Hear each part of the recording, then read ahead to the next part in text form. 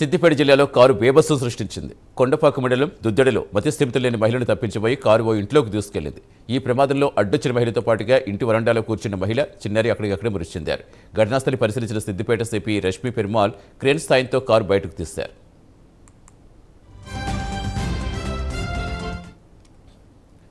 పూర్తి సమాచారం ఇచ్చేందుకు మా కరెస్పాండెంట్ రాము జరుగుతారు. రాము, ఏ టైం జరిగింది, ప్రస్తుతం ఏంటి అక్కడ పరిస్థితి, ఏం చెప్తున్నారు స్థానికులు? సతీష్, సిద్దిపేట జిల్లాలో ఘోర రోడ్డు ప్రమాదం జరిగిందని చెప్పవచ్చు. ఈ ప్రమాదంలో ఇద్దరు మహిళలు, ఓ చిన్నారైతే మృతి చెందారు. కొండపాక మండలం దుద్దేడ గ్రామంలో రహదారిపై ఈ ఘటన అయితే చోటు చేసుకుంది.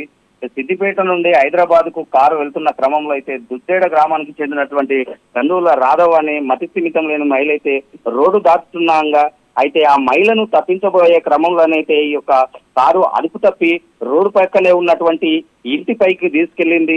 అక్కడ ఇంటి ముందర ఉన్నటువంటి అరుగుపై కూర్చున్నటువంటి సహస్ర అనే చిన్నారి, లక్ష్మి అనే మహిళను అతివేగంతో వచ్చినటువంటి కారు ఢీకొట్టడంతో అక్కడ ఆ ఇద్దరు, ఆ చిన్నారి, ఆ మహిళ అయితే అక్కడ మృతి చెందినటువంటి పరిస్థితి ఉంది.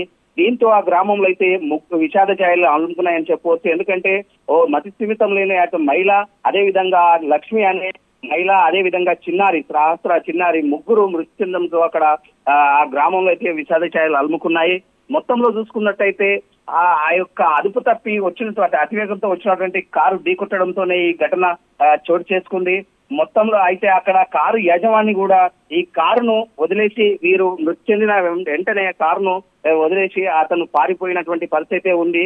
దీంతో అక్కడ లక్ష్మి అనే మహిళ మృతి చెందినటువంటి మృతురాలు, ఆమె కొడుకు ఆర్మీ జవానుగా అయితే గుర్తించారు పోలీసులు.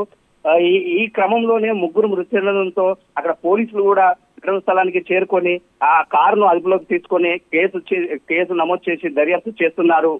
Satish. Right, thank you Ramu.